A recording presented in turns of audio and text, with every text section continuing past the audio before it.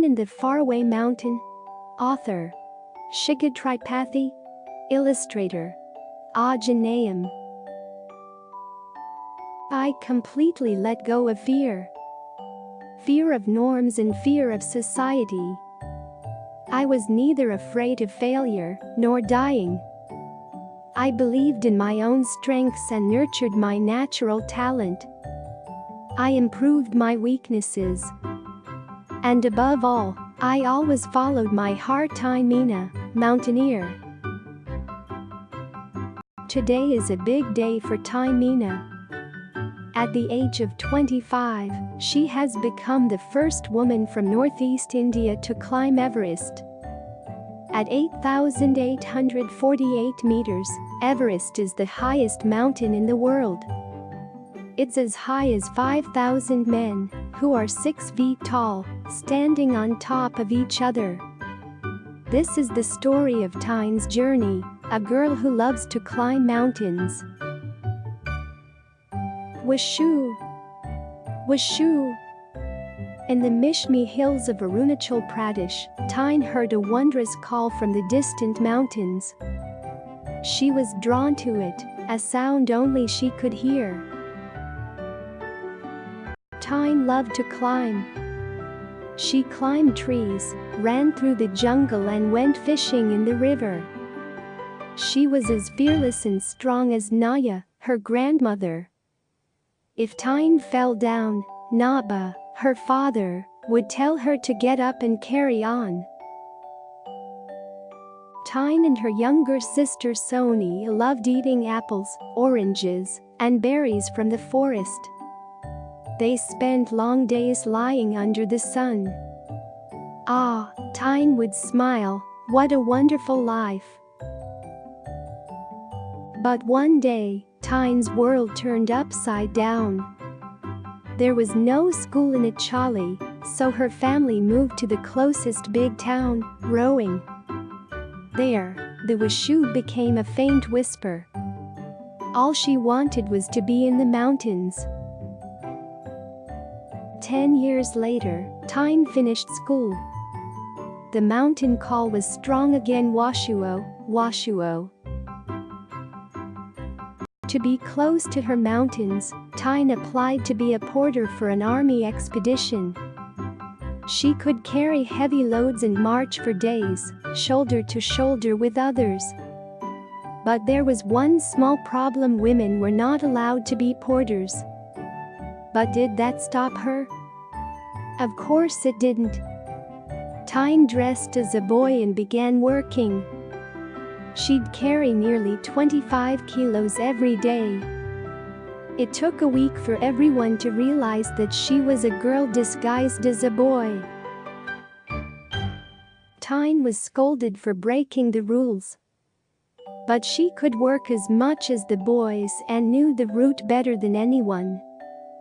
So the officers agreed to let her continue working.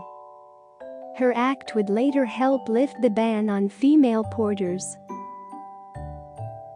Tine worked hard and became a coordinator, someone who plans mountain trips. That's when she met Dr. Romeo Maite, the leader of an expedition.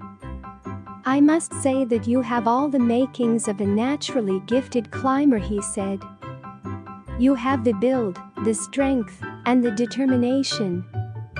Now all you need is technique." Dr. Maite became her mentor, and Tine began her training. But it was when Tine saw The Race for Everest, a film about the first climb of Mount Everest, that she heard about her dream mountain. The Whooshoo became a roar.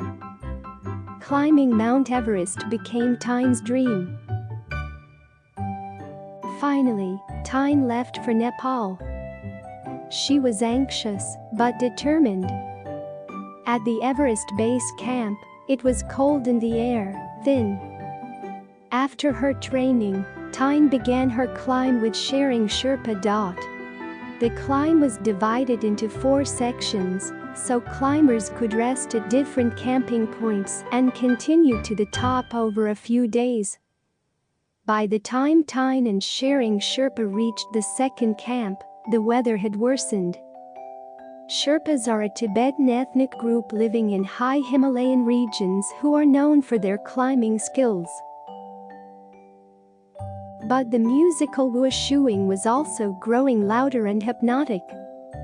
"Do you want to go ahead?" Sharing asked. "I don't think I will get another chance to do this," Tine said. Somehow, they reached their final camp. But the wind blew their tent and supplies away. They found another tent in which they took shelter.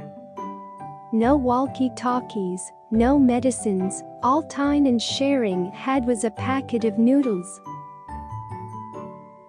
"Let's share half of it," Sharing suggested. "If we make it alive, we will eat the other half," Tine said with a determined smile. For every 2 steps they took, the wind sent them reeling back a step. The stormy winds howled, "Go away!" But Tine could only hear Whooshoo. With new resolve, they fearlessly began the last push to reach the top. At 10:45 a.m. on May 9, 2011, Tine summited the highest mountain in the world. The young girl who loved to climb trees had climbed to the top of the world. She had found her faraway mountain and was one with the sound that had called her all her life.